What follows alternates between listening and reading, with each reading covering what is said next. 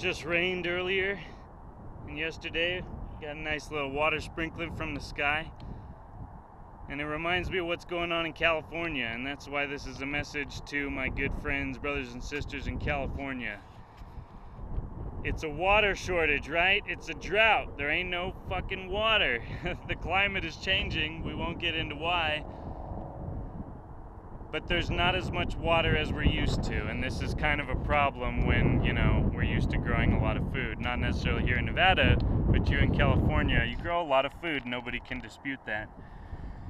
But the thing that kind of irks me right now is everybody's just going after the little fish and going after the little guys who don't really matter, talking about, oh, it's the people who take long showers, they're causing our problems.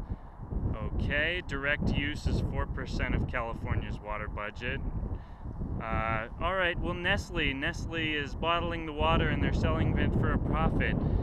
Yeah, they are. They're also paying the same municipal rate for water that everyone else does, so they're using less than 0.1% of Sacramento's usage in like the biggest area where they're operating in California.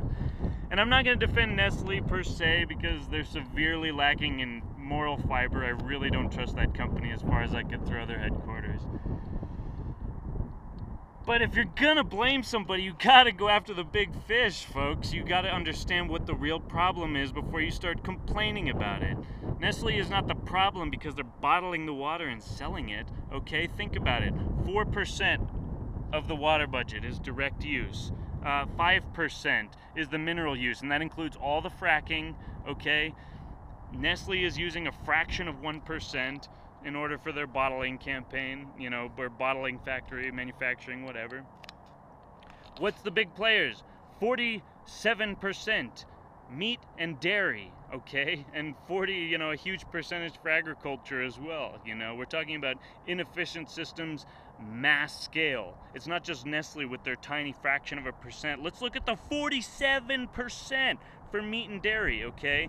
You don't need to take shorter showers. What you need to do is start looking at what you're consuming and how much water goes into each and every burger you consume. 660 gallons, just in case you're wondering, of water to make every single burger.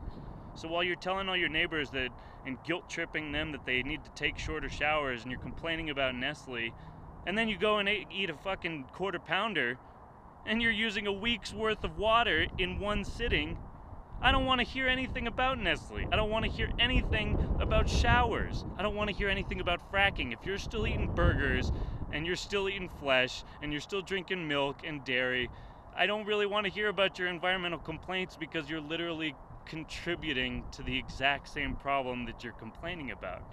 So that's the real tall and short of it. I mean, I don't want to seem negative, but really though, California, everybody in your state says that they're an environmentalist, and how many of you are eating burgers on the regular? You're wasting water, and it's because you're consuming the flesh of other beings, all right? If you want to call yourself an environmentalist, then at least cut it down, okay? Walk the walk if you're going to talk the talk, and I'll appreciate it. Meanwhile, I'm trying to minimize my environmental impact as much as I can. I'm not perfect. I'm not saying that everybody needs to be perfect. But I'm saying if you're going to claim something, you should at least make real steps in your own life, in your own habits, to make that a reality. And feel free to leave your comments below. This is an open topic. I'm not the source of all things. I'm not the ultimate authority. So let me know what you think. But that's my 2 cents. Much love.